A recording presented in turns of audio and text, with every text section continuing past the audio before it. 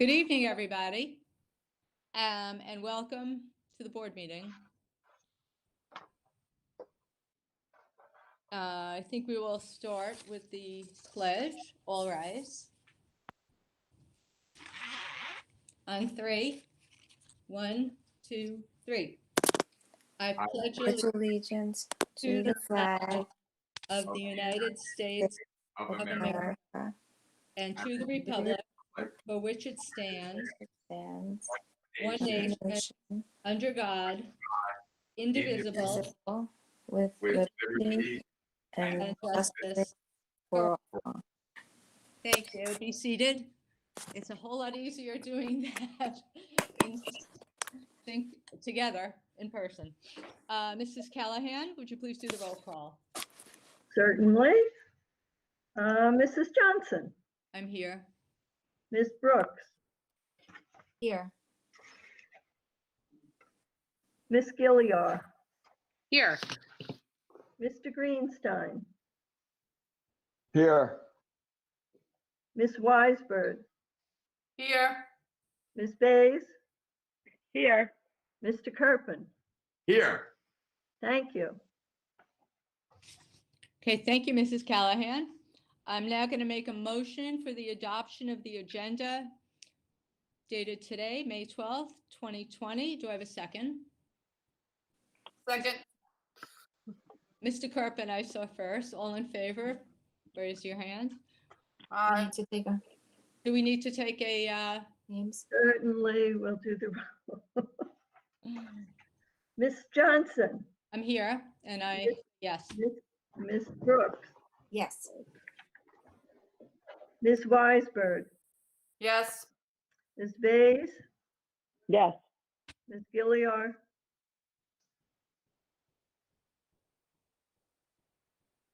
Ms. Gilliar? Yes. Mr. Greenstein.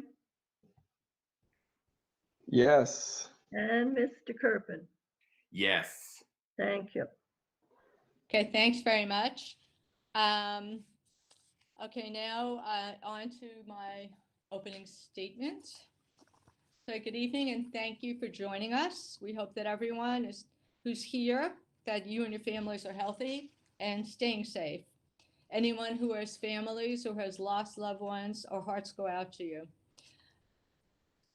The post-COVID era has given rise to many challenges for all of us beyond the primary concern of keeping our loved ones and ourselves healthy and safe. Here in the district, transitioning to the virtual world, including distance learning and making educational and business decisions under the new normal, is being looked at and discussed constantly.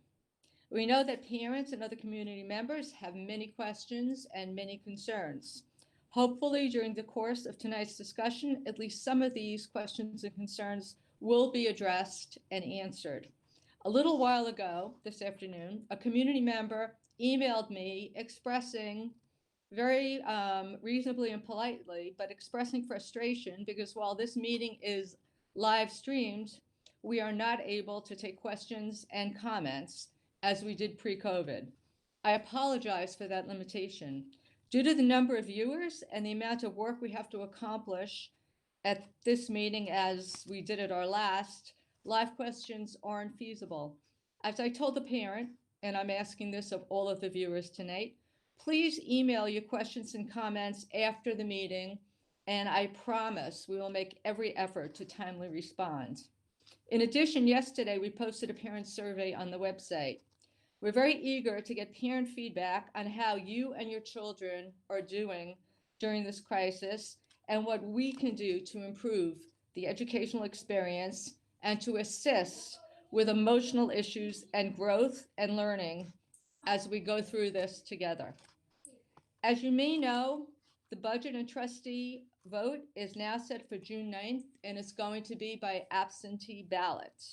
We'll be sending 22,000 ballots, one to every eligible voter in Port Washington.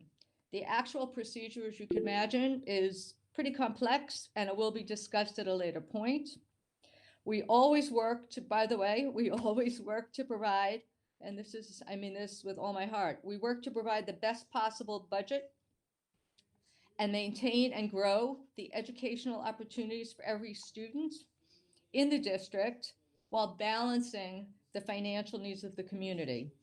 Due to the unprecedented situation and the economic fallout of this crisis, these dual concerns are bigger than ever. Please know we are leaving no stone unturned as we prepare an educationally and fiscally sound budget. Also, on the state level, we don't know the amount of state aid yet, but we do know that it's going to be significantly cut.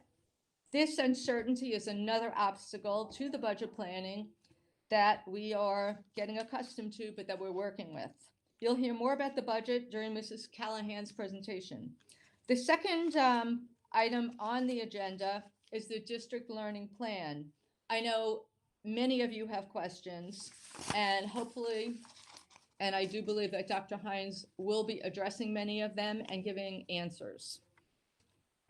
Lastly, we have received many comments and questions about end-of-year celebrations, including graduation for our seniors who've worked so hard, and the moving up ceremonies for both elementary and Weber students who also work hard and have every right to expect the celebrations they deserve. Every single one of us here would love to roll back the clock and celebrate our students in the traditional way, and they deserve to be honored in the traditional way. Unfortunately, the restrictions set by the state in response to the COVID crisis have made us have to change gears and look for different, but hopefully rewarding and memorable experiences until we can legally and mindfully return to in-person celebrations. You'll hear more about that tonight too. Once again, I want to thank everyone. I won't go through the list, it's going to take up too much time, but I want to thank everyone who's been working so hard in the district for your commitment to the district while you are also taking care of your own families. I'd also like to thank the parents. This is an extremely uncertain time for all of you, just as it is for us, and I appreciate your support and patience. Again, thank you to the parent volunteers, parent council, and our HSAs who are working very hard, both in front of the screen, but also behind the scenes, and the community outreach organizations who have working tirelessly to help the neediest in our community. Together, we will get through this unprecedented crisis and continue to be Port Strong. Thank you. And I will now, what will I do now? Now I will turn it over to Dr. Shields for the enrollment report. Dr. Shields? Yes, good evening and thank you. The enrollment report has not changed since our meeting just last week. The last enrollment report was on April 29th, where we had 5,402 students. That's down 21 students from where we were this time last year, and basically unchanged from the last enrollment report, which was done 2 weeks prior. We're also monitoring kindergarten enrollment at each of the buildings, and we're on schedule. We have 349 kindergartners enrolled, and we have a projection of 385 for the incoming class. So we're on plan for that as well, and we're monitoring class sizes as those kindergarten classes start to fill up. I also wanted to share with you that now that the governor has closed schools for the rest of the year, the administration has been meeting and is in the process of assembling a broad-based coalition of community members to discuss a plan for reopening our schools in September. We'll be contacting members of the committee and leaders in our school community over the next 2 weeks with a goal of meeting together as an entire committee to begin that planning process over the next few weeks. Thank you. Thank you so much, Dr. Shields. Now I'm going to turn it over to our superintendent Dr. Michael Hines. Thank you, Dr. Hines. Thank you, President Johnson. So a lot of what I want to say really will take place after Ms. Callahan's discussion about the budget.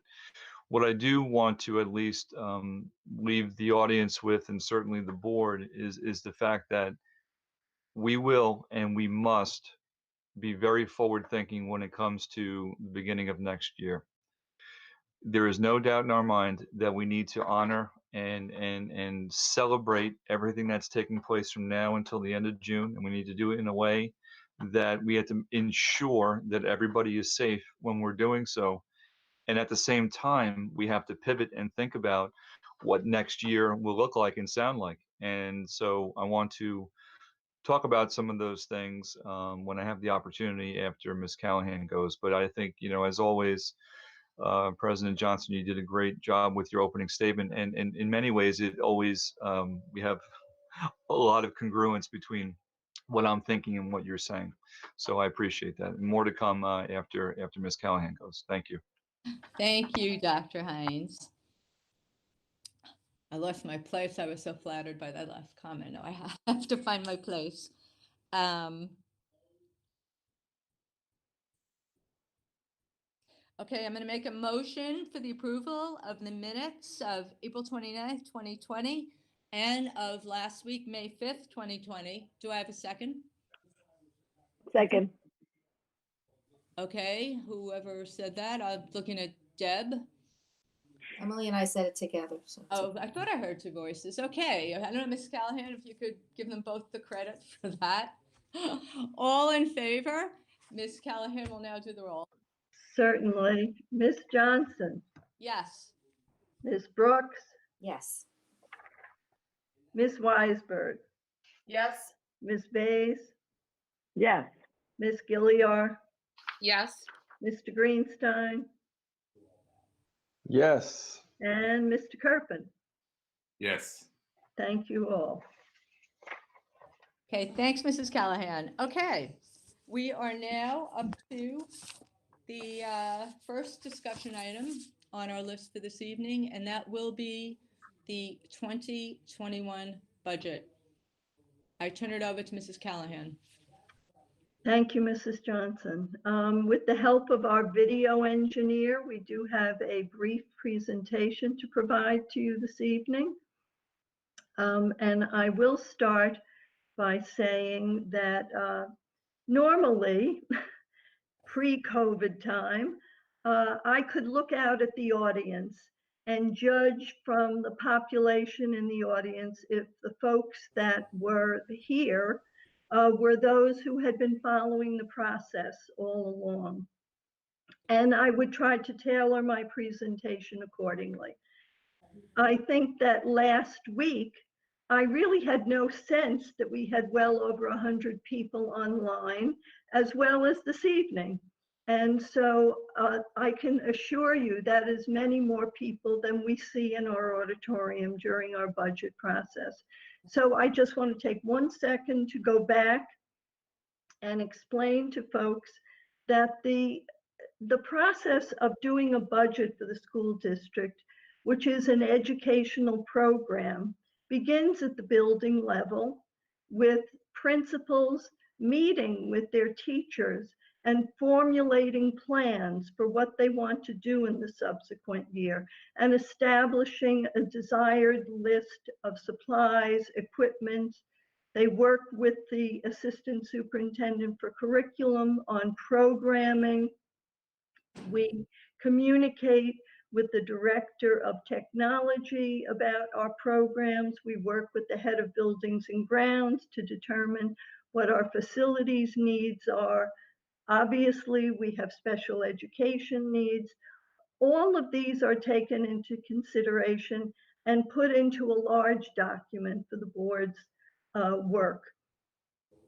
In February and March, we did have 2 public meetings where we were able to address historical information, to talk about our current reserves, to talk about the fiscal health of the district. But when it came time to get into the weeds of the budget document itself, we found ourselves in the midst of a crisis. And we saw that there was an economic crisis as well as a health crisis, which has affected the original needs and the understanding of the board relative to balancing the educational program with that of the community at large, as well as we know, a much larger community outside of Port Washington. So we are building a budget which is based on what we have been talking about a lot lately: do no harm. Let's do no harm to our students, and let's all be in this together. So I would like to turn the first page on the presentation and talk just a little bit about some of the terminology that we use in discussing the budget. I've been doing it for so many years that sometimes I do forget that people are new to the process, new to the community, and that many of the facets of this budget have been changed due to many of the executive orders of the governor. Certainly, the date of the budget has been changed, which has sent my whole office into a tizzy, but that's really not the meat of tonight's discussion. Tonight's discussion is really where we are potentially from a financial point of view. If I could have the next screen, please. So some of the things that have changed is the adoption of the budget. Normally, our budget vote date itself would have been May 19th this year, but because of the governor expressing that we needed to wait because of social distancing, the actual vote will take place on June 9th. There are, however, some legal requirements of the board. They do need to adopt a budget by May 21st, and we do need to have a meeting which is legally referred to as a budget hearing. That will happen on May 26th. The big change is that instead of voting in person, every voter in the community of Port Washington is going to be provided with an absentee ballot, which will have a return envelope that is postage paid by the district. It will be sent out as soon as the board has adopted a number for the budget itself. The ballots have to be received in the district office by 5 o'clock the day of the vote. We do have election tabulators that are trained by the county, and they are not community residents. We will be supplementing because not all of those individuals are willing to come in under the circumstances, but anyone who is supplemental to this process will not be doing the actual vote count itself. If I could have the next slide, please. Sorry, the print is a little tiny there, but I think I've already discussed that we met in February and March. Some of the terminology that we used last week were words like attritioned and excessed. A person who retires or leaves the district, if we choose not to refill that position, we call it being attritioned. We do have some, a small number so far of people who are retiring, and we will be considering whether those positions will be attritioned. We also use the term accessing, and that is when we have an active employee whose position could potentially be eliminated, and that is accessing. That was part of last week's discussion, along with additional transportation costs. We had not anticipated the need to renew a number of our transportation contracts, but those circumstances have changed and we will be doing that. And therefore, last week's discussion included the fact that that money was new to the draft budget.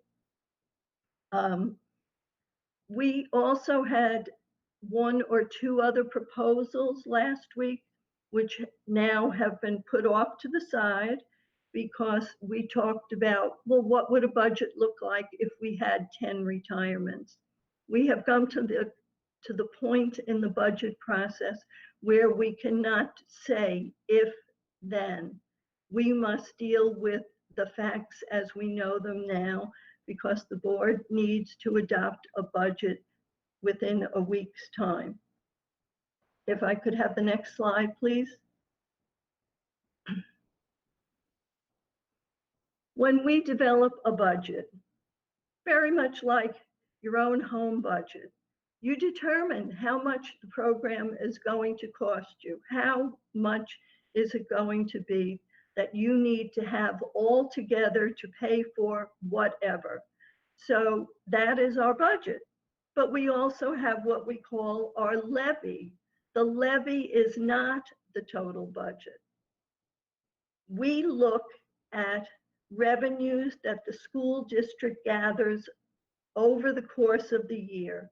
We anticipate what they will be for next year for things like driver's education, adult education, insurance reimbursements, small things like textbooks that are lost by children and their parents have to pay back the school district for the lost items. We come up with a large list of local revenues. To that, we add what the state has promised us in state aid. This year, that number is over $10 million. We take those two numbers, we subtract that from the total amount of what we expect the budget to be. The remaining amount is the levy. That's what the taxpayers are responsible for.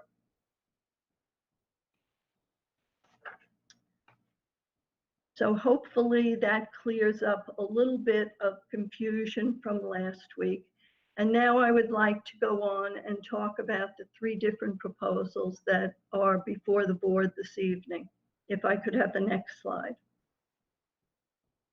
This is a presentation that was made last week.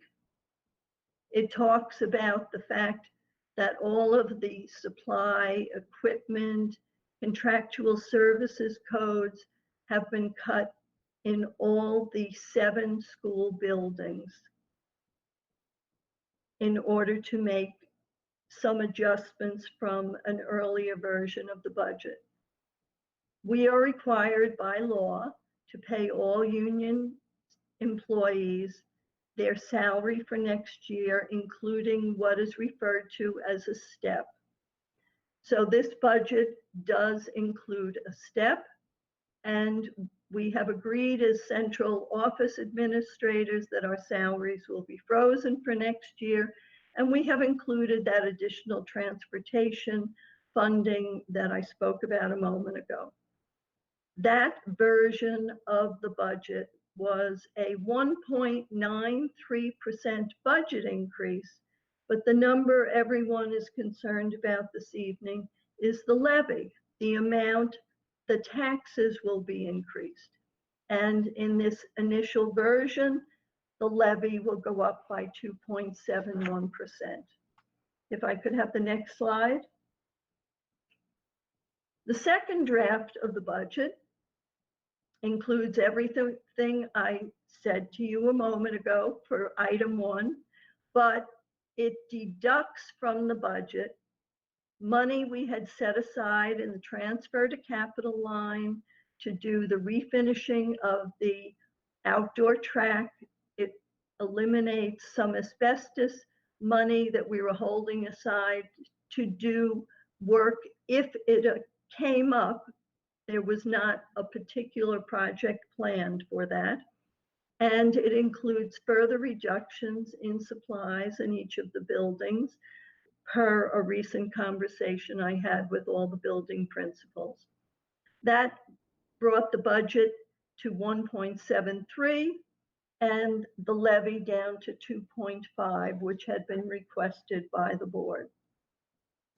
Then we go to the next slide,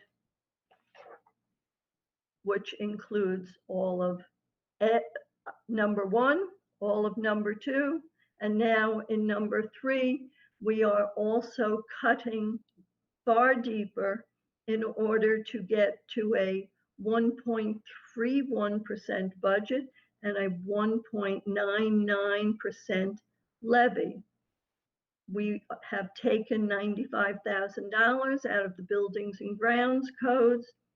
We are talking about the need to access 1 paraprofessional from each of our 7 buildings. We're talking about a reduction in a program that we refer to as Esteem.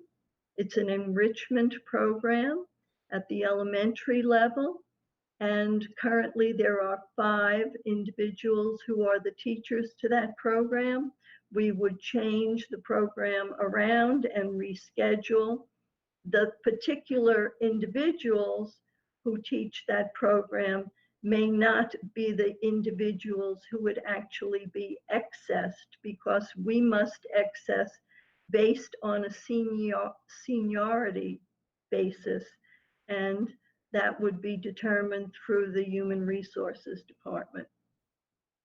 We also have permanent subs to help us on the days when some of our teachers are unable to come to school due to illness. Permanent subs have been effective because they are here every single day.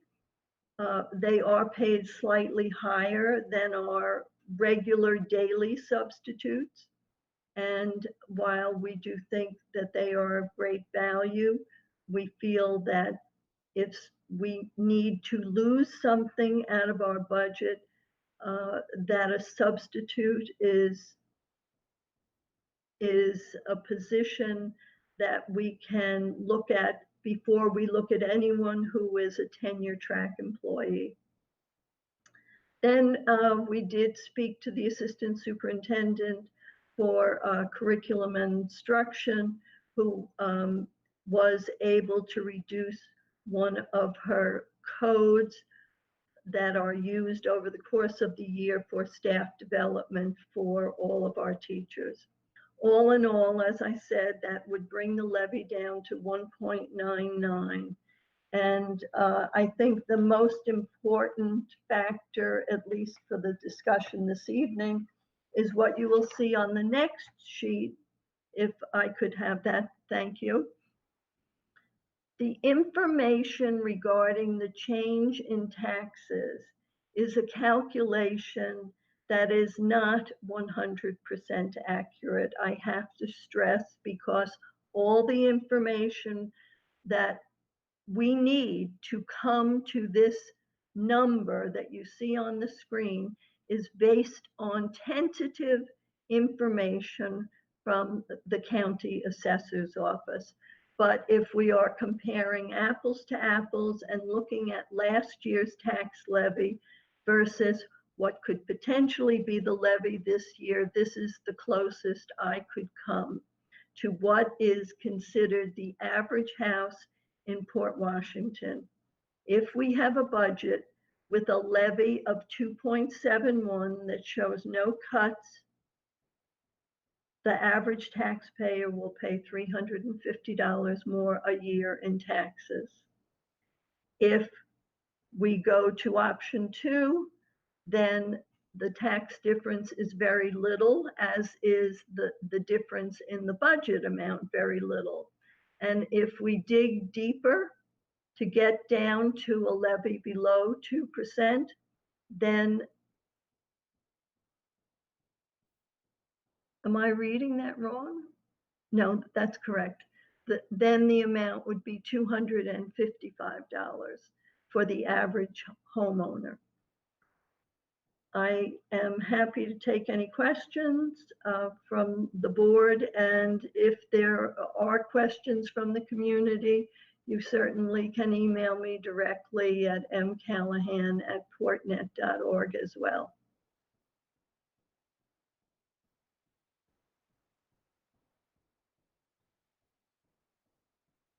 Nora, you're muted.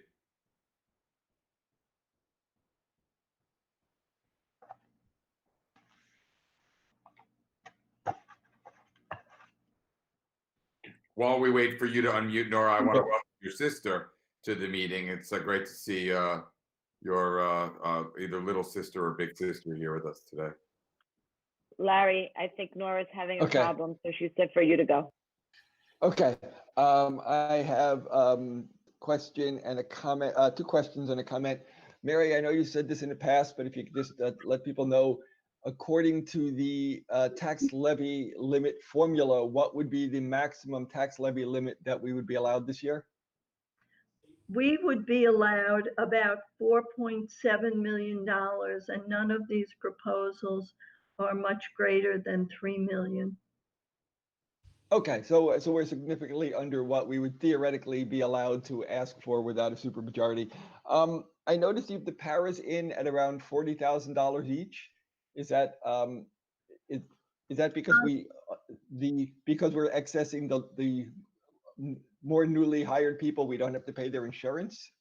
Or No, while paras really don't earn a whole lot, their health insurance is a big expense to the district, as is their pension and Social Security. And on the other hand, the figure of $40,000 was used because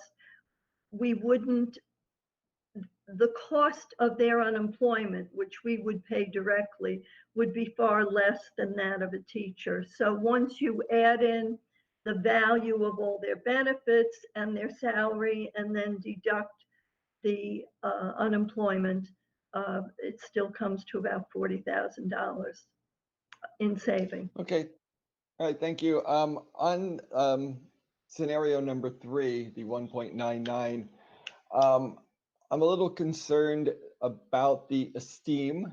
If I understand it correctly, what we would lose would be the whole class enrichment. So that would essentially mean that 2,200 kids thereabouts are going to be losing a benefit. And I think that that's an awful lot of kids to be. I would like to look at something along the lines, if we give up one Esteem teacher, find $78,000 in savings in the arts and or athletic co-curriculars, and maybe look at some of the undersubscribed terminal classes up at the high school, and at least sort of spread the pain around instead of just putting all of it onto the elementary school kids. So I guess, again, that wouldn't change your budget numbers, but it might change Dr. Hines', perception of it. And I'd sort of like to know why we're sort of throwing it all at one group. I don't know if Mary wants to answer that, but, or Well, it really is an academic question that I think is really either for the superintendent or for Walker, but the dollars, you are accurate, Larry. I would simply adjust from one line, rob from Peter to pay Paul, as they say. okay. Yeah, and, oh, I'm sorry, go ahead, Thank Nora. you. No, Dr. Hines, I was just handing it over to you. There's no Thank you. mic, but I mean, MIC. Yeah, no, I get it. So yeah, listen, when it comes to option 3, I mean, it's clear nobody wants this at all. When we talk about, and as Larry said, spread this out, so to speak. Yeah, it does seem like it's very elementary heavy. There's no doubt about it. The fact is, when we're looking at potential staff, and we don't want to touch paras and or teachers, we have to look at some of the things that aren't mandated first, and so that's why you're seeing what you see in front of you. Not to say that anybody wants this to happen, but that was the rationale behind it. And I appreciate what you said, Larry, about looking at potential other options. Okay, thank you, Dr. Hines. I believe Dave is next. Thank you, President Johnson. Ms. Callahan, thank you so much for preparing the comprehensive presentation. It is both clear and comprehensive, which is no easy task. One super quick clarification just for the folks watching at home. I know that the change from PEP to Esteem was rather recent. So to be quite clear for everyone watching, when Ms. Callahan makes reference to the 3 Esteem positions, she's referring to PEP. On that note, and on the note of robbing Peter to pay Paul, I will come as no surprise to you, Ms. Callahan, that in my capacity as board member and chair of the Budget and Facilities Committee, I would strongly urge this board to consider cutting the copy and print shop expenses from the budget, which would save us more than one position, no matter what. I've said a lot about that, so you know how strongly I feel about it, especially in a likely remote learning environment. I feel extremely strongly about prioritizing our needs. And speaking of prioritizing our needs, especially in a potentially remote learning environment, it's going to be very, very important to hold on to our Esteem/PEP teachers who can provide terrific enrichment learning opportunities for all students remotely. I know they've been doing an amazing job in the last couple of months during this very, very trying and challenging time. And I am very confident and hopeful that we can create a budget that keeps these all important positions. Finally, a reminder that no matter which budget option or variations thereof we adopt, to Larry's point, we are going well beneath the legal levy limit in order to be sensitive to the needs of our community. This is a constant battle that I want to let every community member know. I believe I can't speak for every board member, although I'm always in trouble when I try to do that. So please stop me if I don't speak for you. But I believe I speak for every board member when I say that we have really, really struggled with how to create and propose a budget that truly takes into account the economic devastation that this town and state and country is facing, while doing our ultimate responsibility of educating our town's children in the absolute best way possible. And I think that I really appreciate the hard work that the board and Ms. Callahan and your team have done in getting us this far.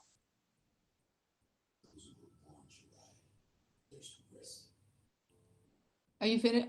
I lost the mic, but I know that Rachel is next, and then Emily. So a couple questions and a comment. Mary, can you talk a little bit about the cutting of the substitute teachers? This was an initiative that Dr. Hines put into place this year, I think to great acclaim, to try and solve our ongoing substitute issue. But obviously we don't know what next year is going to look like and whether we're going to be physically in the building. So for the people who are less familiar with this, can you just run through the cost of the permanent subs versus paying for subs by the day? Well, I believe our current rate for regular substitutes is $125, and our rate for the permanent sub is $175. I'm looking at Chris Shields as I'm speaking to see if I get a nod in the right direction, but I think it was simply the difference between the two salaries times the 9 individuals over the course of the school year. And as I stated earlier, the principals did indicate that having a permanent sub and knowing that that first absence of the day was always covered was very reassuring to them. But we were looking for every possibility and felt that we couldn't take another penny from the school building supplies and equipment, and therefore looked to the substitute line. Ms. Callahan, just to clarify, I believe the per diem subs are 134 a day compared to the 175. Okay, but the calculation was accurate when it was done. Yes. Okay. So my comment has to do with the proposal to reduce the Esteem task to 3. I think that while we're discussing that, we should be clear on what we're really talking about if we contemplate such a thing. We currently have 5 Esteem teachers. Adding a 6th Esteem teacher was one of the positions that Dr. Hines was recommending in the budget for this year before coronavirus hit and changed all of our plans. So this was a program that we believed was important and that we were planning on expanding. That 6th teacher would have taken us back up to having a teacher, an Esteem teacher, previously known as the PEP teachers, in every elementary school and 1 at Weber. This is a program that was cut way, way, way, way back several years ago, the last time we had serious budget issues, to the extent we've ever recovered from them. But this is a program we've been building back slowly and adding half an Esteem teacher here, half an Esteem teacher there, to get back up to the goal that we were finally going to hit this year, which would have been 6 Esteem teachers. So taking away 3 of them brings us down to 2 Esteem teachers, which means 2 teachers covering 6 buildings. First of all, I think it's close to a physical impossibility to expect that 2 teachers can do their best running between 6 buildings like that. I know that when I first ran for the board 3 years ago, a big concern was how ragged they felt having no home. But in addition to that, in addition to my concern for the teachers themselves and the job that we would be expecting them to do, which I think would be too much job for 2 people, I think that we need to be honest about what the results of that are. So cutting 3 Esteem teachers is not cutting 3 Esteem teachers. It's gutting the Esteem program. It's eliminating our ability to do whole grade enrichment throughout the elementary school and up into the middle school. It's eliminating our ability to push into the classes. And they've been doing some wonderful, wonderful programs in those classes. And look, we have great teachers here overall. We're very, very lucky. But our classroom teachers have a lot of requirements that they need to meet on an annual basis. The Esteem teachers are able to do push and enrichment for things that the classroom teachers simply don't have the time to plan or schedule or contemplate. It's extras that really enrich our children's lives. And it's a way that we can introduce innovations in education and be teaching things that we do not have the luxury of introducing into the regular curriculum because the amount of oversight that we have from the state and because of the testing requirements that we have to meet. So this is a non-starter for me. At the last board meeting, I said I was opposed in general to cutting teachers, that I would support cutting teachers only as an absolute last resort when I felt that we had overturned every single rock, because I don't think we have any teachers to spare here. But I think when you're looking at a program like this that touches every single elementary school student here, ideally, and we're talking about getting rid of it, basically, it's not okay with me. We spent a lot of money in 2016, 17 or so. I'm sure somebody can jump in and give me the exact year, somewhere in there, for a consultant to come and evaluate what we called our PEP program at that point. And that consultant said that this was an important and valuable program and gave us suggestions for how to improve it. We should be looking at that and thinking about how we want to move forward. And I'm also in complete agreement with Dave. None of us have a crystal ball. We don't know how this is going to end, but we do know that there's a very strong possibility that we will be remote in the fall. And I think the Esteem teachers are well positioned to continue to be adding whole grade and whole class enrichment in addition to their work with the core group, if remotely. So I think this is an important program to keep, whether we are remote or in person in the fall.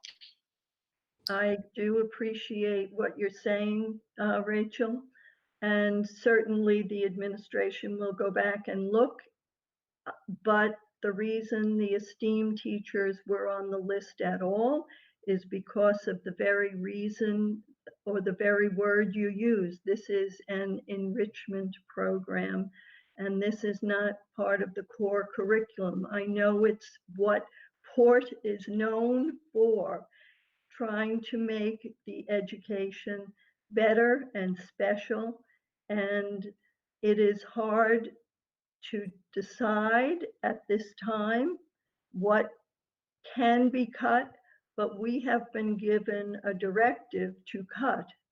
And so this is the list that we came up with for consideration this evening, and I'm sure Dr. Hines, if you have any different thought on that, please add. Yeah, I don't think I have a different thought, and I think Rachel, you did an eloquent job, really sharing with everybody the value that they add, to a child's experience. There is no doubt about it, and there's not one person here, I think even watching, and certainly who's part of this conversation, we don't want to see that at all, and I've seen it firsthand. I mean, I know parents have seen it firsthand, or administrators as well. It's a wonderful program. But the fact is that it's not mandated, and so that's really part of the only reason why it's there. And the fact is, we have to come up with that amount of money to get down to a 1.99, which I know it seems like it's incredibly important, and I deeply respect that. So, from an educational standpoint, I couldn't agree with you more. I think from a fiscal standpoint, we will go back and see what else we can find, but I definitely hear what you're saying. So even from a fiscal standpoint, though, I don't understand the decision to completely gut one program. I'm with Larry. I think, we do our best to chisel away a little bit here and a little bit there. Nobody's going to be completely happy with the budget that we end up with this year. But I think that there are many, many programs that are not mandated that we have wiggle room on. And, just because the idea that this is not important because it is enrichment is not something that I can sign off on. If you don't mind me responding, I don't think any of us here, we don't think it's not important. We do think it's important. And in my estimation, if it was totally gutted, it would be zero. Even though 2 is pretty darn close to 0, there's no doubt about it. And I'm in agreement with you. I think there's a lot of things that we're missing out on. We were supposed to add 1, make it to 6. You're right. We were supposed to have inclusion next year at the elementary level, which to me is just as troubling. That makes me extremely sad, and I know many of us as well. These are really, really difficult positions to be in. And, if the board wants us to go back to look at something else, I mean, we more than happy to do so. I would like to see if we can find the money in some more equitable way, because this takes something away from basically every elementary school child. And I think it changes, the trajectory of the way kids experience school. I really do. I think that this extra program is very important. Okay, thank you, Rachel. Emily is next, and then I believe. Yes, thank you. Thank you.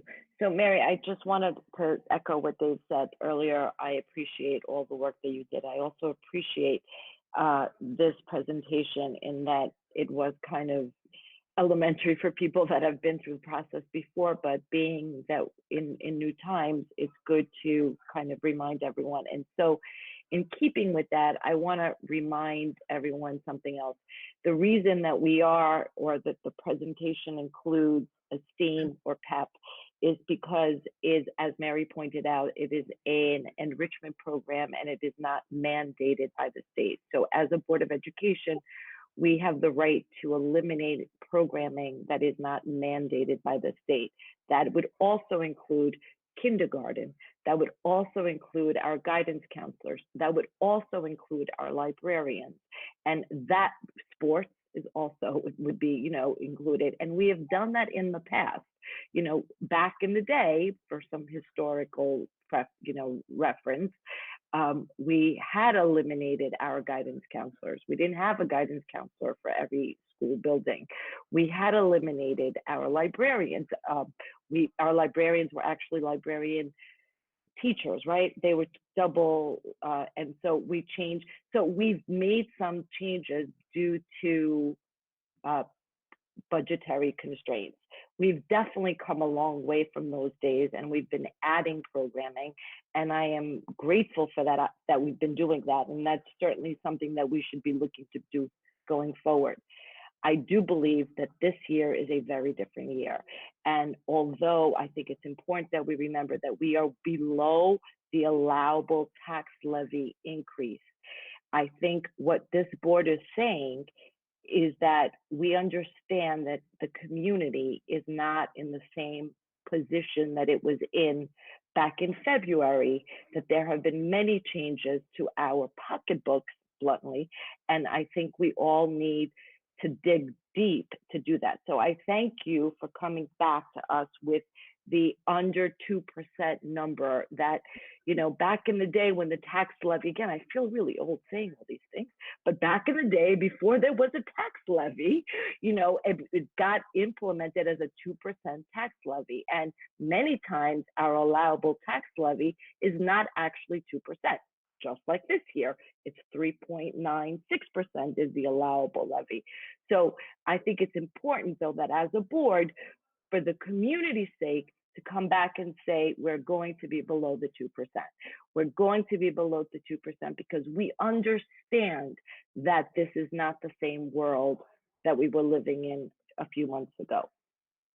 So I thank you for doing that. So as a board, we tell you, this is the number we want to be at, and then you come back to us with the programming that it affects.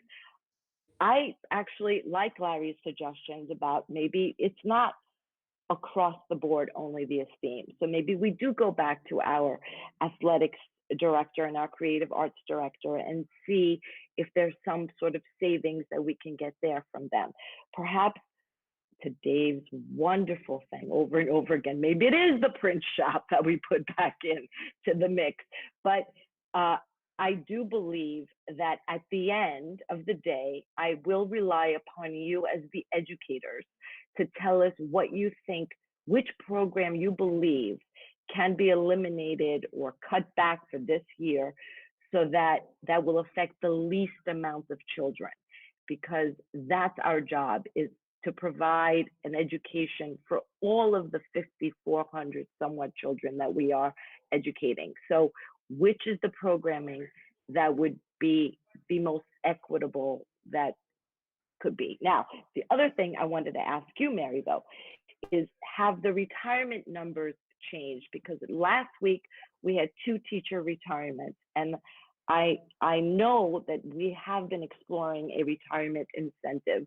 So I am curious if there has been any changes in the retirement numbers, because that too will help us next week, because our time is also kind of limited now, and that we have to adopt a budget by May 19th. You know, we kind of need to make some pretty quick decisions. So have any numbers changed? I have not heard from Mr. Shields that the numbers have changed, and I do know that in a previous conversation, you had asked me if the savings from those 2 retirements were already in the budget.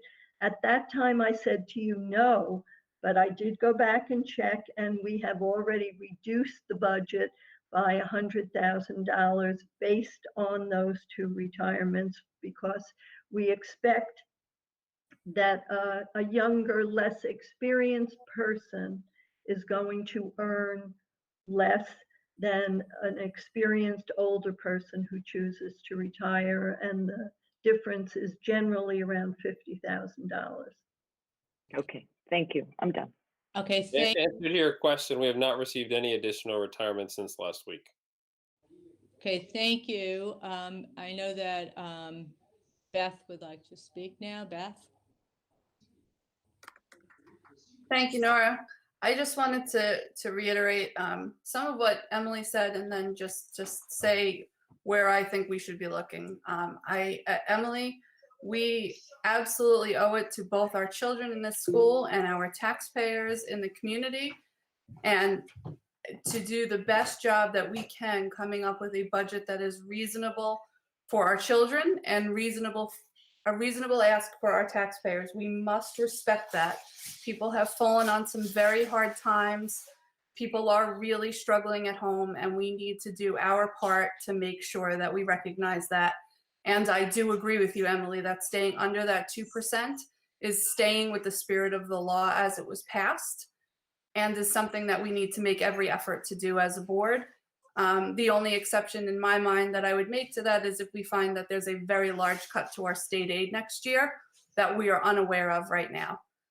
So all of that being said, I would just like to say that after that, well, we can have discussion, and well, I think our voices should be heard as a board.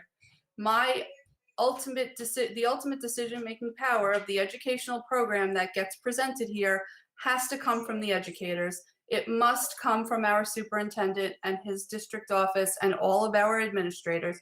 We have excellent administrators in this district. We worked really hard to hire them. We need as a board to respect the opinions of those educators as to what the best program we can present for our children is, to provide them with the best education. Not a single one of us sitting here on this board has the expertise, has the education level in education, and has the absolute long-term knowledge that those educators have.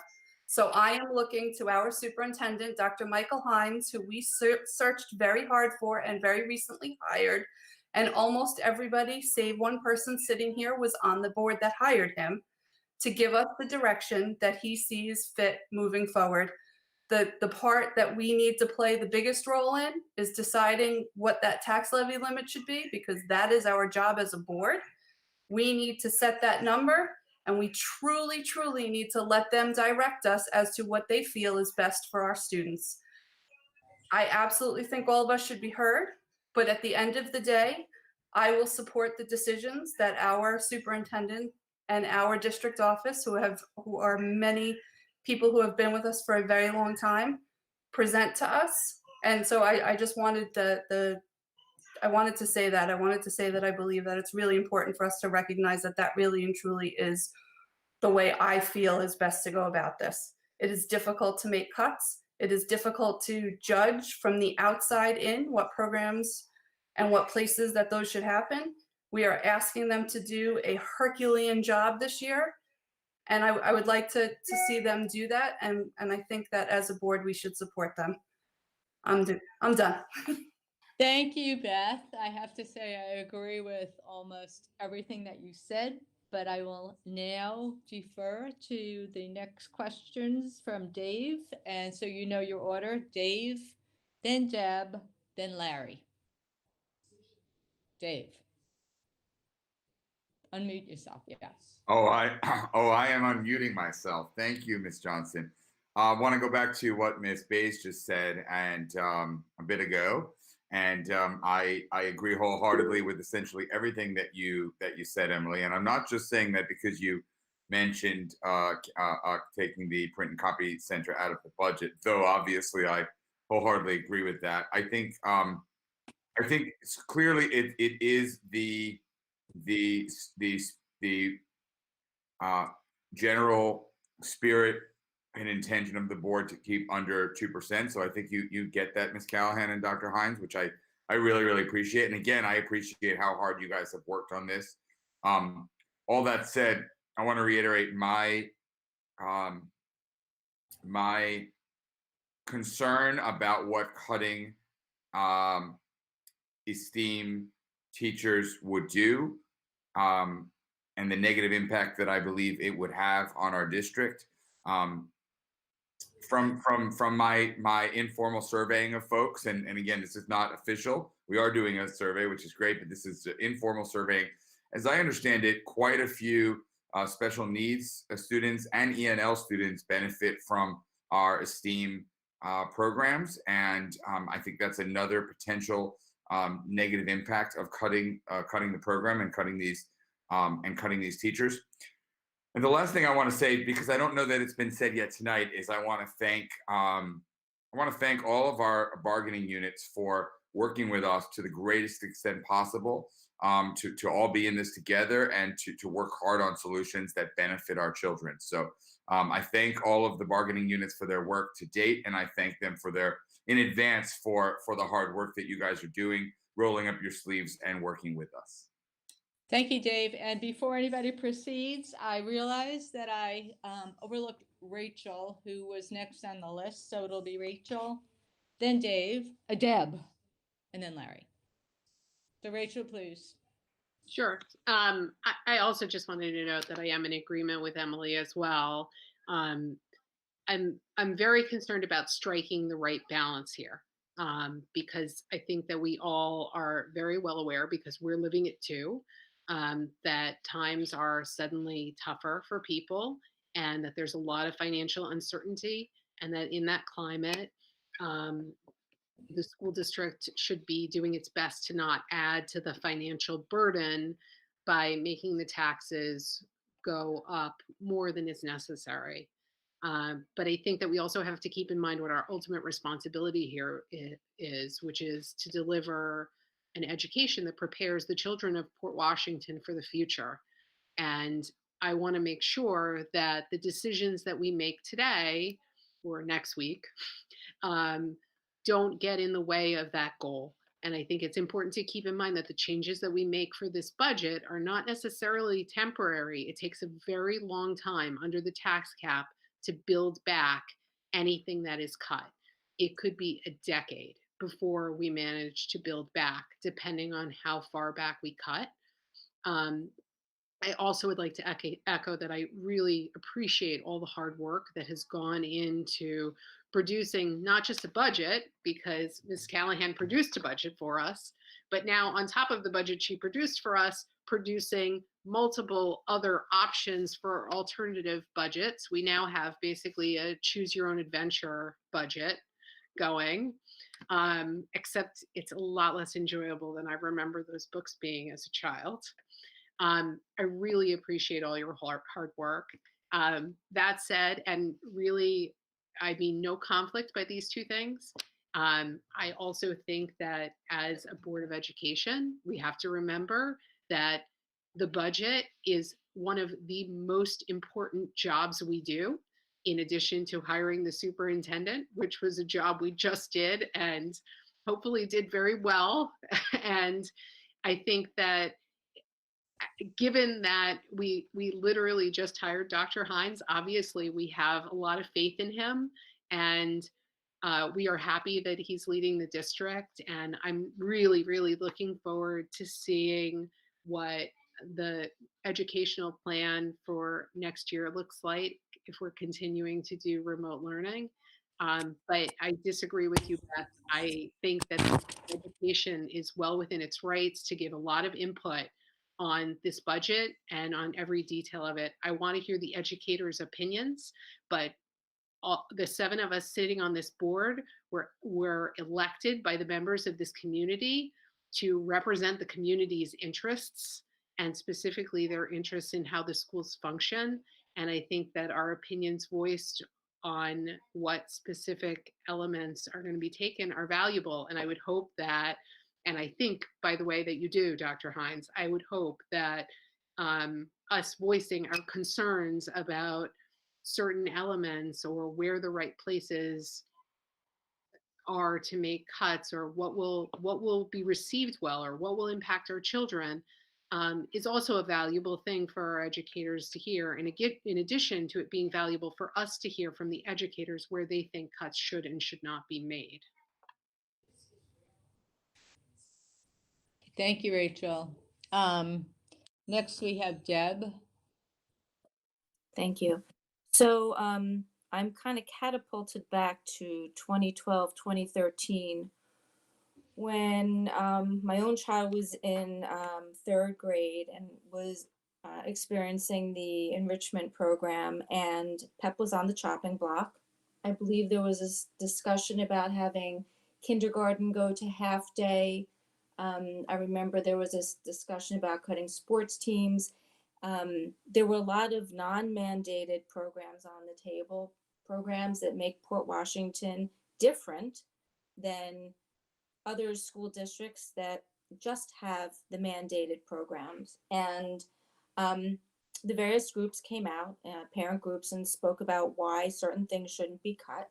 And back in the day when we were still in an auditorium, my then third grader got up at the podium and advocated for all the other children in the district that the whole school enrichment should not be cut because it affected so many kids within the elementary school and changed the trajectory of those kids as they moved up beyond the mandated programs. It enriched everything about their experience in science and math and in English. And I would be a hypocrite if I sat here today and said it's okay to cut this program, because it wasn't okay in 2013, and it's especially not okay now, especially that we have new Esteem labs. We've just invested money in new Esteem labs.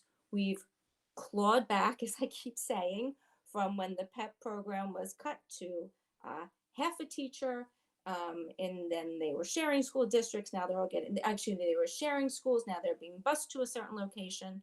And then we're trying to get back. So I can't be a hypocrite. I cannot support this. I understand the needs to, it's interesting. We're in a time where we're not trying to cut things because we've gone above the tax cap. We actually had a great plan before all this happened. And I think it would be important maybe during the maybe the next budget meeting for Mary to show the before and after. So we see the huge haircut that each of these options 1, 2, and 3 represents from what we were so close to everybody being in consensus with back, I guess, in February. I think that's important for context. But I also remember Dr. Westervelt's very last curriculum committee meeting in June of 2019, and all of the things that she listed on the board that were considered enrichment that really should be just the basic part of an education, beyond the mandated items. And most of those things were because of the Esteem program that was serving all of the elementary school children in all of the elementary schools.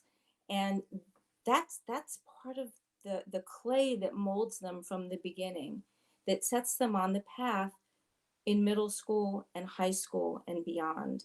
And it actually hurts me to think about all of those children not having the benefit of that program. I think we're just starting to get to the point where we're understanding the diversity among the children to serve the different the ELL groups, the special ed groups. I don't want to repeat what everybody said, but it's true. How to identify their various gifts. And I really think it would be very sad to have that cut and to have those children not experience what all the children before them have been able to. And it will take us years to claw back. Once that's gone, I don't know how quickly it comes back. Thanks. Okay, thank you. Larry's been waiting patiently. Larry. Okay.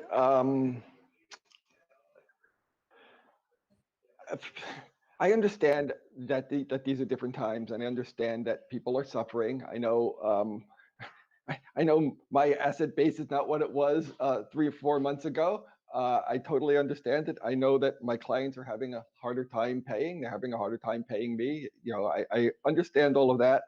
But I also look at this as I've always looked at our budget as an investment in our children, not as an expense. And what we want is we want to get the most bang for our buck. And I think in some ways it's unfair of us to put an arbitrary number to the superintendent where we may be going from a good school district to a mediocre school district. We become a mediocre school district, the value of our houses go down by 20%. That is more important than where we are in the long term. So I think, you know, if what we're asking the administration to do is not something that they believe is educationally sound, I don't want to lock them into doing something that is going to be detrimental to the kids and detrimental to the community and detrimental to the long-term viability of our community. Thank you, Larry. Anybody else want to? Dave? I'll just address briefly what Larry was saying. Larry, of course, I don't disagree with you with respect to the need to give the best possible education to our kids, but what we have to balance that with is the economic climate and the potential no vote. And we cannot risk putting forward a budget that we believe could fail. We can't take that risk. Look at it the other way. I don't think we can risk giving the kids a substandard education. Larry, I didn't interrupt you. Yeah, okay. Let's one person at a time, please. It's an emotional topic. I fully get that. Totally. And thank you, Emily, for the chat reminder. I'll use this opportunity to plug our budget meeting tomorrow afternoon. I would love to have you all join us for our budget meeting as we continue this discussion in the budget capacity. I think we have other agenda items, so Nora, we should wrap up soon. But anyway, what I was saying is that, as I mentioned earlier, we have to weigh the needs of the community, the needs of our students with the economic climate, and making sure that we put our best foot forward in order to get a yes budget win. And I'm telling you right now, many things are unique about this year. And one thing that is unique, as you all know, is the method of voting, the mail-in ballots. Getting the mail is a big activity in my home these days. It's like we get the mail, we all sit around the table, we open up the mail together. Nobody ever cared about the mail before, and now it's a big activity. And if my home is anything like most of the homes in Port Washington, getting the mail is going to be a big deal, and everyone is going to get their ballots.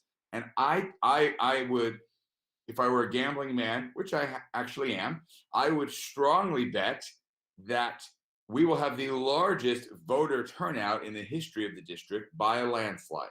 So we have to take that into account as we plan the budget. And it's a very, very challenging balancing act. I get how hard that is for all of us. It's hard for me too, but we have to keep that in mind. And I know you're a very, very principled man, Larry, and I appreciate that. But I don't think any of us want to be sitting here with a no vote for the budget. Okay, it was just I mentioned. don't think we want to be, I don't think we want to be to actively and specifically say, we want to give our kids a substandard education. We don't care about their education. And that's what I think, if we're pushing administration too hard, that's what we're telling them. We're saying we don't care what quality our school is. We only care how much money people pay for it. I didn't hear anybody say that, Larry, but you are certainly entitled to your interpretation of what was said, and I respect you tremendously. I want to just add that this discussion is far from over, and we will have it's far from over, but we have like another week to talk about it. We do have the budget meeting tomorrow morning. It will be live streamed. It's at, I believe it starts 10 o'clock to 11:30. And No, Nora, Oh. the meeting is tomorrow afternoon. The budget meeting is No, tomorrow I had wanted it. afternoon. I wanted it at 10 o'clock. Okay, The no. budget meeting 3 is o'clock, yes, tomorrow at 3 3. o'clock.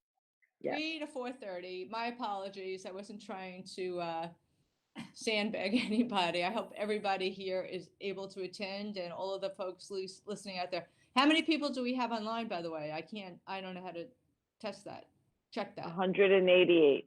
Wow. Okay. I'm very happy to hear that so many people are here and invested. Okay. Budget meeting tomorrow, 3 o'clock. We're now going to move on to the Nora, next. can I please ask a question? I really wanted to move on, but go ahead. Okay. Actually, it's a comment and a question. First, I'm with Larry. I'm going to get that on a t-shirt.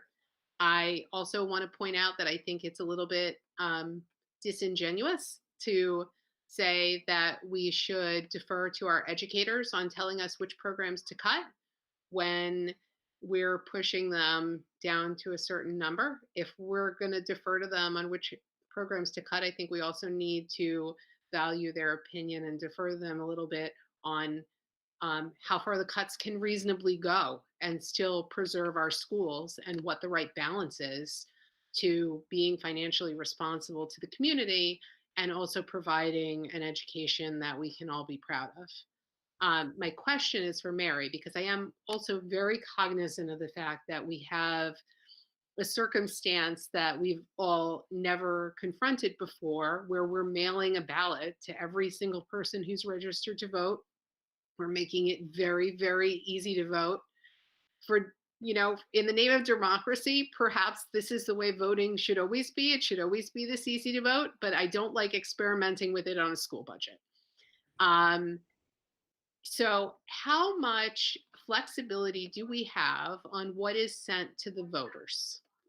The ballot has to be completely neutral. Nothing can go with it that's not neutral, I'm assuming, because that makes sense. But is it allowed to provide information like what the levy limit actually is this year and nothing? No, we will be putting out our usual budget brochure, but the ballot itself is determined by law. The attorneys have been very involved in the preparation of the ballots for this year because the wording changed because of the absentee ballots, but there is no extra little insert that can go in the envelope or anything. We will be also sending out a postcard probably within the next 48 hours, also prescribed by the governor, to alert people to watch for their ballots and to alert them as to the day of the vote and the time by which their ballot must be returned, which is 5 o'clock on June 9th. So there's no flexibility there, but there is a budget brochure which will show some numbers, and it will show the points of pride. And we have been working on that for the last month or so.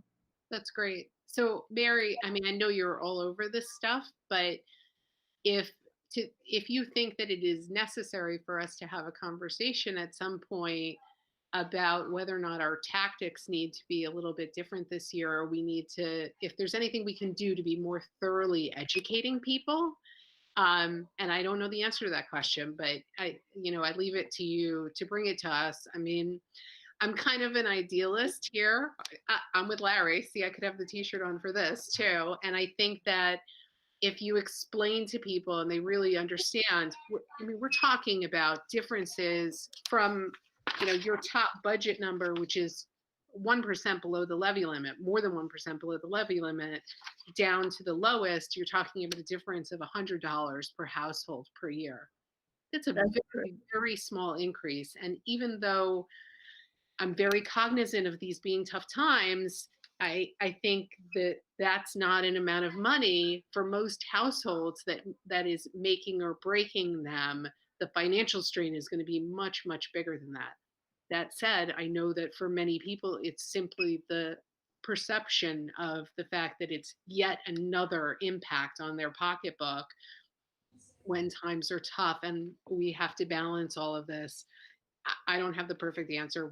We all don't have the perfect answer. And I think I really appreciate that we're all trying to find our way through to figuring out how to do right by the children of Port Washington, which is my number one priority. I know it's all of your number one priority. And I want to be clear to everybody, when we're talking about worrying about whether the budget passes or not, it's about being fiscally responsible, but it is also about making sure that we do right by the children, because absolutely the last thing that anybody wants is a failed budget. A failed budget is a disaster for a district because we go on contingency and every program that anybody loves goes away, and it's a very difficult circumstance to function under and to provide what we need to provide. And that's kind of why I said in the beginning, do no harm. We want to be all in this together. We want to do no harm. We want to get through the next year and see things much better and much brighter. Thank you. And I would now urge the group to move on to the next discussion item. We do have a budget discussion tomorrow afternoon at 3 o'clock. Now, the next item on the agenda is the, where was my place? It is the remote learning plan, I believe, moving forward. And Dr. Hines, I turn it over to you. Thank you. Thank you, President Johnson. I appreciate it. And, for everybody who is watching, sounds like it's over 180 community members. I certainly appreciate that. Let me start by saying it really is a privilege to serve this community, and I really do mean that. I'm very, very fortunate to the best of my ability, steward this district in the direction that all children deserve. And this board is remarkable because, as you can hear tonight, they're putting the child in the center of everything that we're talking about. There is no doubt in my mind, and that, as a superintendent, you can't ask for anything more than that.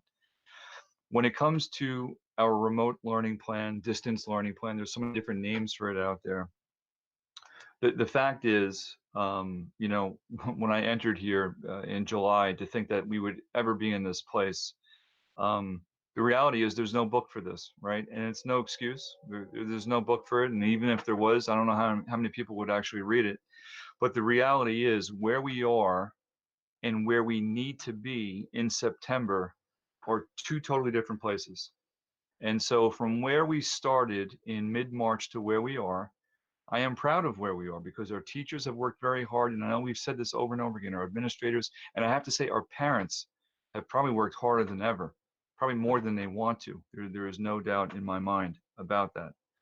We have evolved from where we started to where we are right now. I know you received my letter on Saturday about the increase of contact time, K through 12, for our students live. And to some parents, that's a welcome addition. For some parents, it's not enough. And for others, believe it or not, they're like, we've had enough.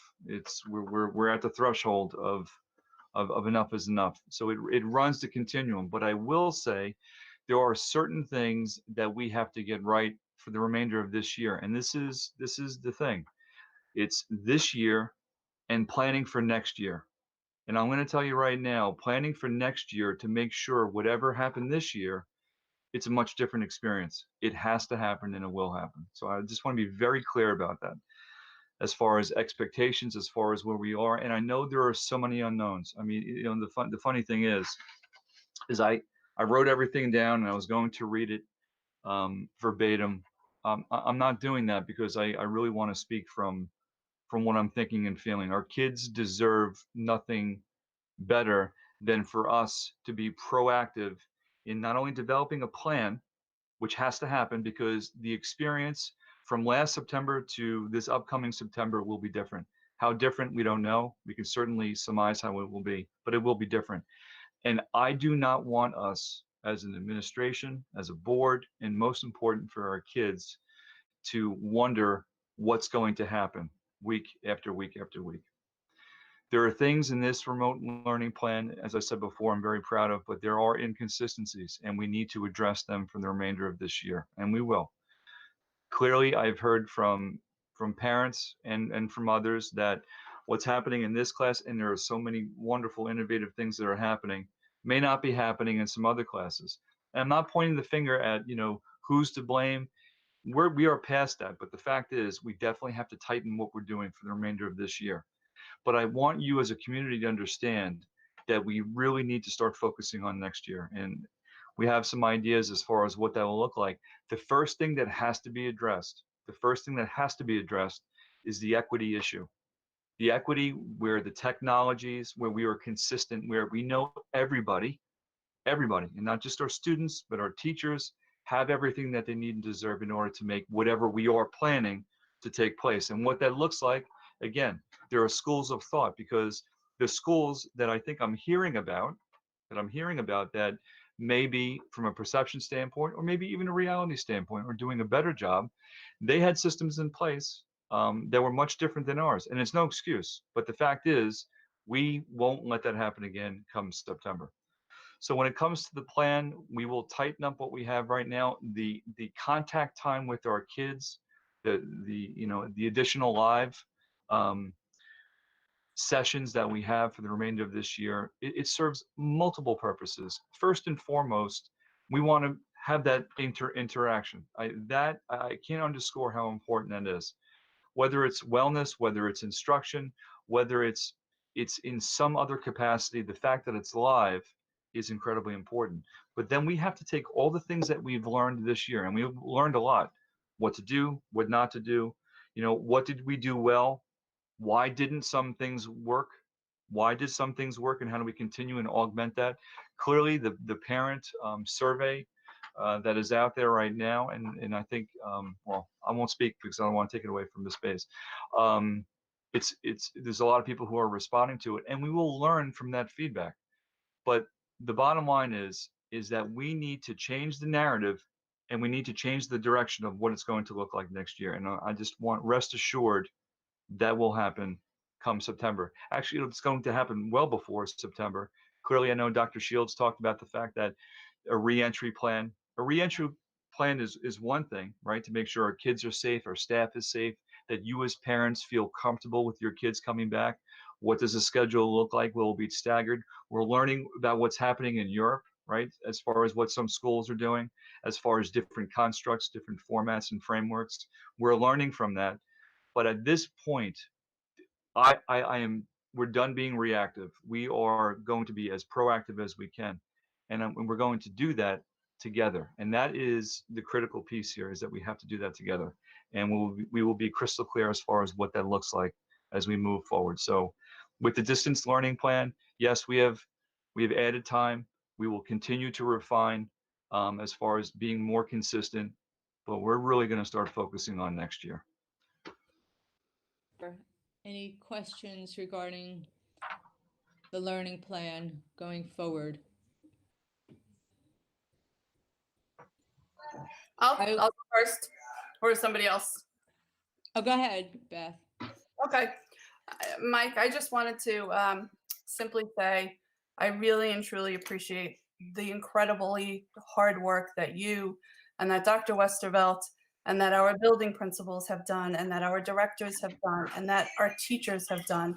The amount of professional development, the amount of time, the amount of energy that has gone into this is simply incredible. I think, in my opinion, for what it's worth, you have struck the right balance. You have listened to your staff, you have listened to your principals, and you have found a plan that I think is workable for now. We've discussed some issues that if we have to have a distance learning plan going forward that we need to address, and we will continue to address those if this becomes a long-term issue.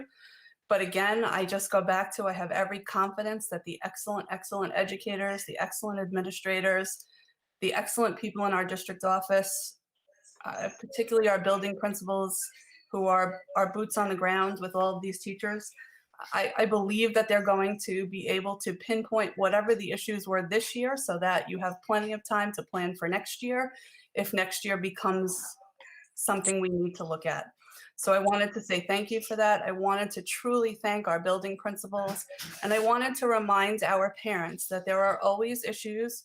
There are always personal issues, be it with a building principal or a teacher or other things. And there is a chain of command to address that.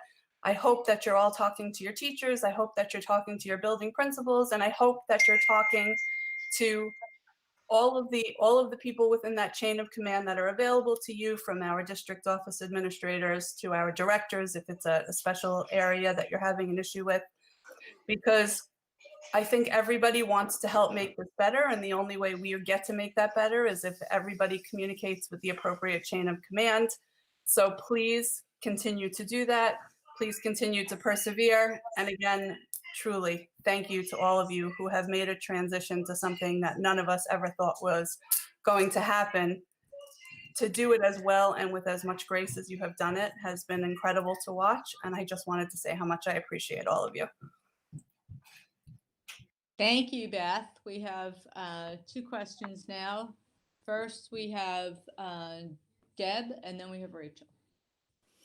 So I wanted to thank Mike and the Dr. Hines, sorry, and the teachers for being responsive to the concerns in the community. And I just wanted to know, Dr. Hines, if you could please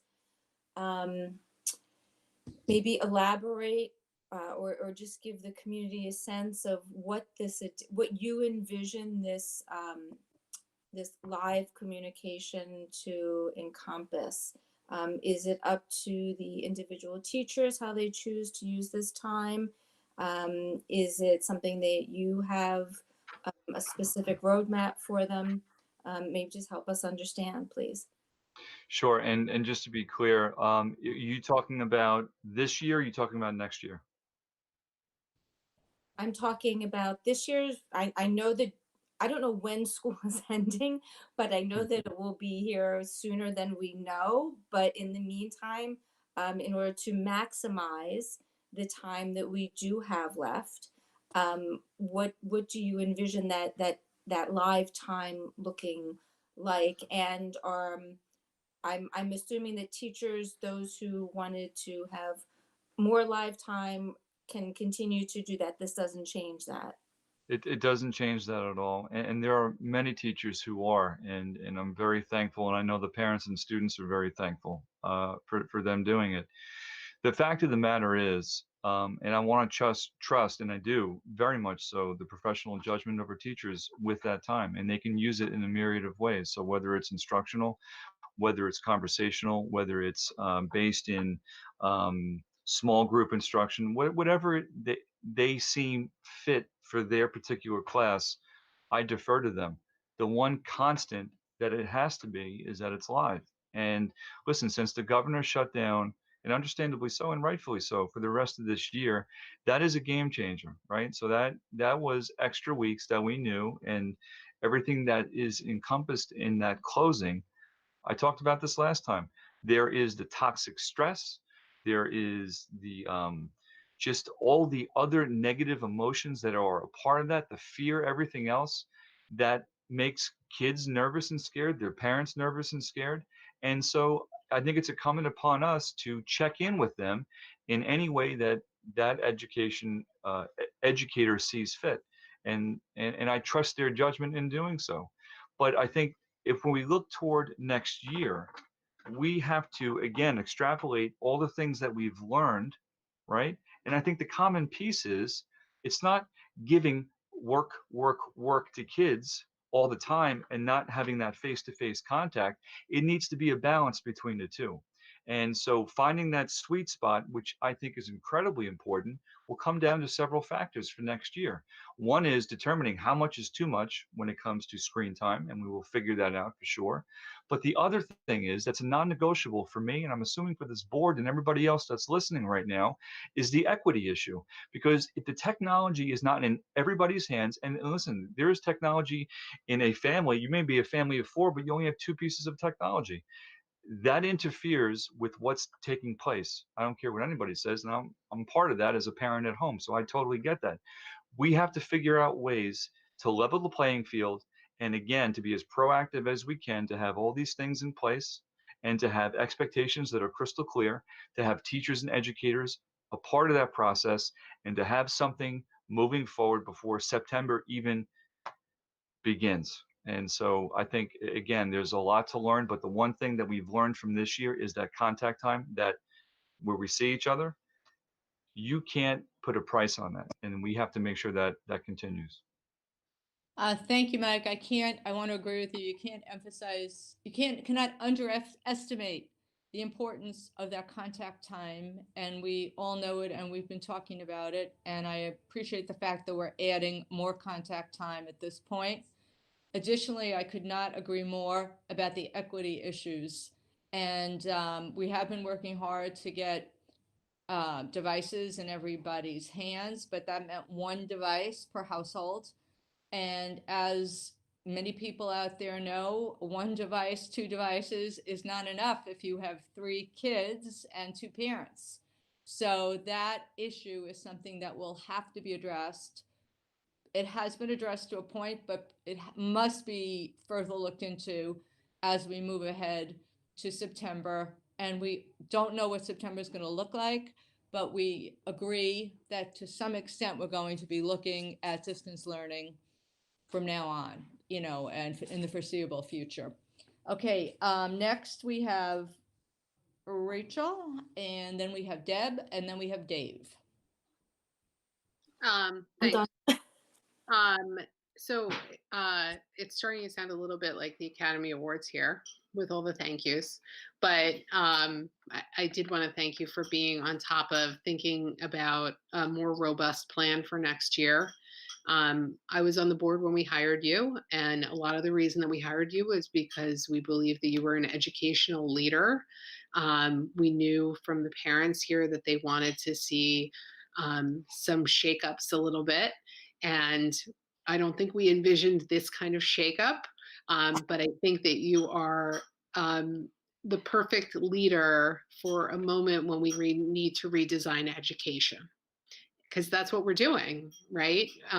Thank God we still have teachers, but how the delivery and the interactions we're redesigning. And so thank you for already starting to think about next fall, and I'm really looking forward to seeing it. I would just add that I think we're running our own labs here.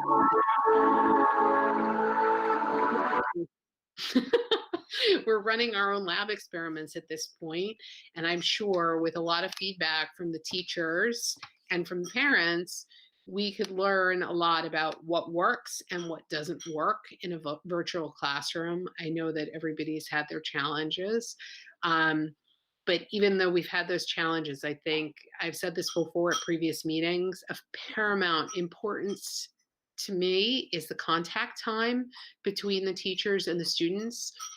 I think it's not just an educational issue. I think it's a mental health issue. So thank you for adding the additional live contact time. I know it feels thankless, but I'm still going to say I would like to see even more than that. But I would add the caveat that I think there are teachers who are already doing more than that, who are already understanding that they are the lifeblood for their students. When I say that I would like to see more contact, it's because I think teachers are really important. And if you believe teachers are important, then you believe that doing homework on a computer is not a replacement for interacting with a teacher. Actually interacting, not watching a video, not listening to a video, actually interacting with a teacher. And I know there are challenges. I don't think any of us think that a child should sit in front of a screen, even interactively, for the extent of a full school day. I'm not advocating for that, but I'm hoping for the fall that we will take into account that kids who are isolated in their homes need a little bit more interaction with our teachers, and we'll figure out a way to move forward that works for the teachers, works for the students, and is a positive thing that hopefully we can look back on and say, wow, that was a really interesting time, and we managed to reimagine education, and it worked well because we had to do it. Thank you for all your hard work. Thank you, Rachel. You weren't talking to me, but Thank you. Deb. Your hard work, Nora, too. In your first No, it was year just as funny when I president said of the thank you. board, you had no idea that somebody was handing you such a dumpster fire. I just got lucky. Okay, it's your turn, and then Dave. I'm fine. You must have had me down from before. I'm Oh, okay. Pardon me. quiet now. I'm calm and quiet. Okay, Dave, you did want to speak, correct? Or am I reading off an old list? I did, and I thought I would begin by playing the theme from the Academy Awards.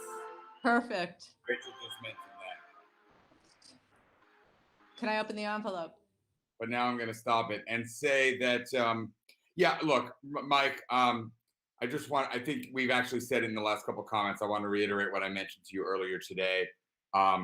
I appreciate all the hard work you and your team of administrators are doing as well.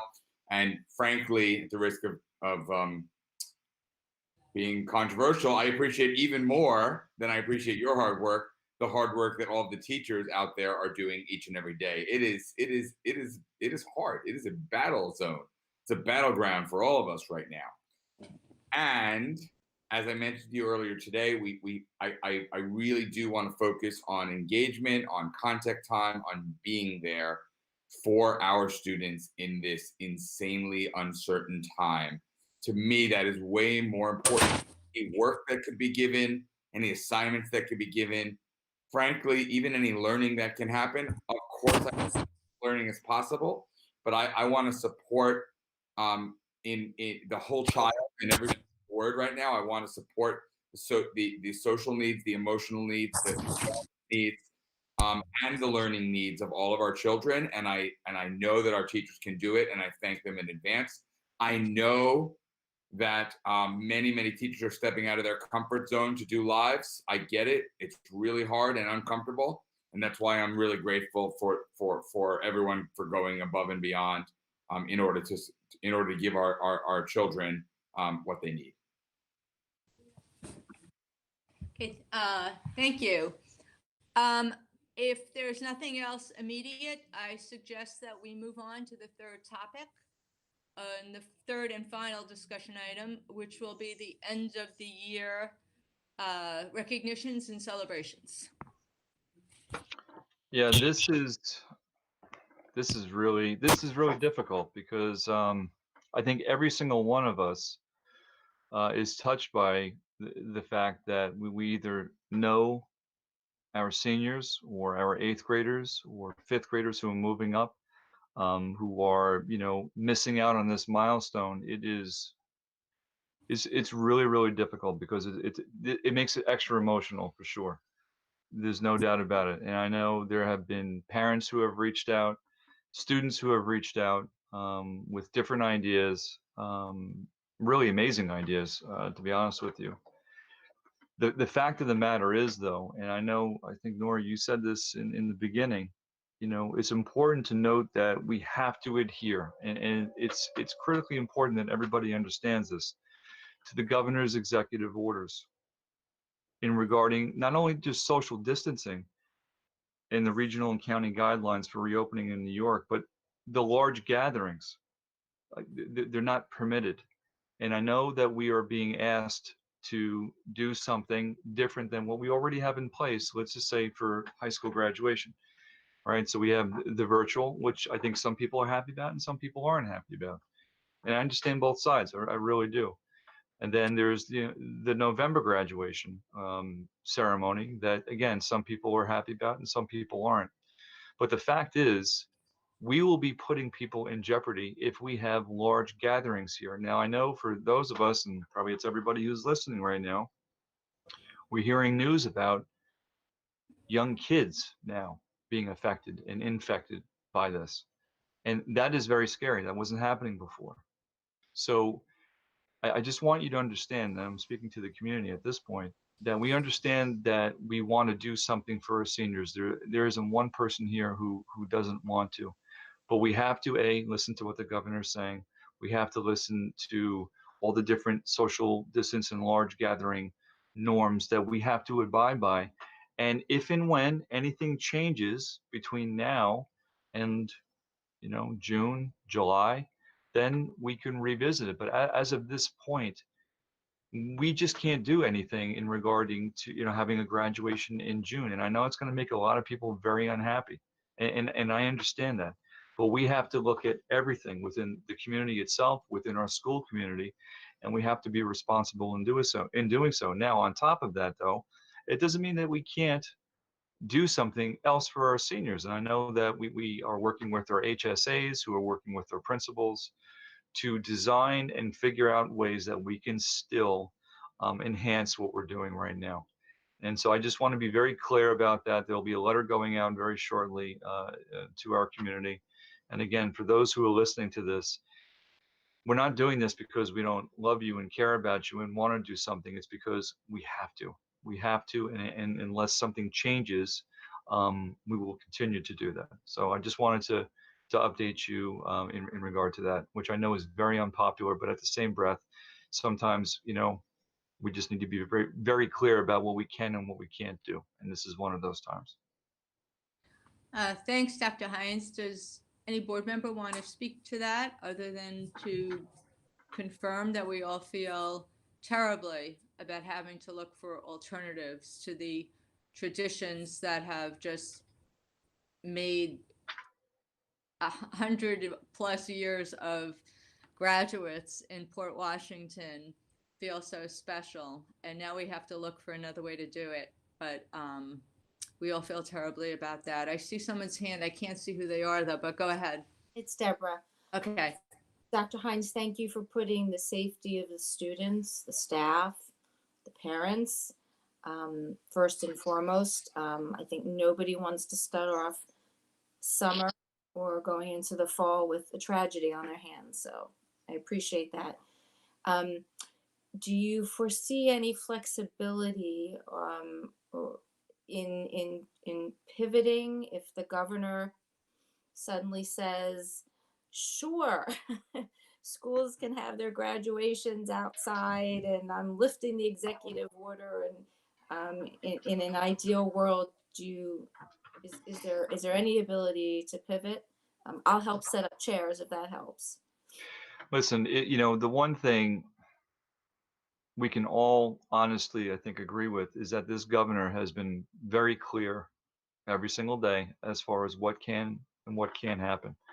To his credit, he's a very good pandemic governor as far as, illuminating and sharing information that some people don't want to hear. Very difficult news. If and when he does that and he states something that allows us to be flexible, then of course, yeah, we have to consider that. I think we owe it to our students, we owe it to our community to do that. And I think, the governor, if and when he chooses to do that, if the statistics and the data support that, I think he will do that. And it wouldn't just be us, I can tell you that. There'd be a lot of school districts. But I also want to balance that with, I'm hard pressed to think that it will happen just based on what we are experiencing and what we're seeing. And so the last thing I want to do is give false hope. The absence of hope is horrific, right? But I think giving is not right either. So we will certainly listen to what's being said and be certainly up to date with what's happening. And if we receive new information, then we will certainly revisit it, and I'll work with Dr. Pernick and his wonderful staff to see what we can do. Thank you. Anybody else before we move on? It's okay. I don't see anybody in the chat room. Okay, thanks. We're now up to the committee reports, and the one committee that has met, I believe, is the Budget and Facilities meeting. I don't know if, Dave, you have anything to add to the budget discussion that we've had this evening, other than reiterating that there is a Budget Committee meeting tomorrow that will be live streaming at 3 p.m. Dave? That was in fact my plan, President Johnson. We actually have not met since our last meeting, but yes, I was going to urge everyone to tune in. And if anyone has any concerns at all about the budget, I think we've mentioned this before, but feel free to email the entire board at BOE@portnet.org, or you can email me as the Budget and Facilities Chair, dkirpin@portnet.org. We really do want to hear from as many people in the community as possible on this. Thank you. Yes, thanks.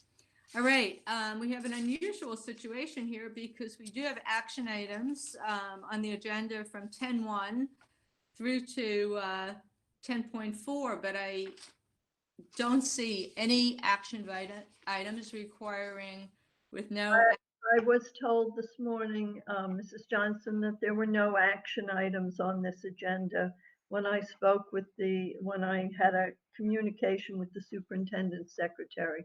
Okay, that's fine. I just was double checking. Yep. Any old business? Any new business? Okay, well, our next board meeting will be next Tuesday night, May 19th at, I believe at 8 o'clock. And then we'll have another one the following week on May 26th. We hope to see or to know that all of you are out there. Thank you for joining us tonight. Nora, Yes. I'm sorry. Can I just interject? I have a question because I think we weren't clear on it. For tomorrow's, it's a question for Dave actually. For tomorrow's budget meeting, I know you were contemplating figuring out how to have live questions and comments. Are we doing that tomorrow, or do people have to email in advance or after the fact? I think people should email in advance because we're not sure yet if we're going to be able to work that out, Rachel. So if anybody has. We're working on it though? Dave and I were going to discuss if it's at all feasible for tomorrow. It's late notice for the technology people, but we will discuss it. So I urge people who have questions to send them in so they can be addressed at the budget meeting tomorrow in real time. But we will also be discussing if it's feasible to have a comments or questions during the community comment period of what is our budget meeting. We usually have community, for those who, there's many people here who probably have not attended a budget meeting. And in the normal course, we have very lively committee meetings where we do take many comments from community members at the conclusion of the meeting, and sometimes even between topics, so that people's chain of thought isn't lost. So we will keep you posted on that. And until tomorrow, when I hope everybody is able to log in at 3 o'clock, stay safe. Thank you for joining us, and good night.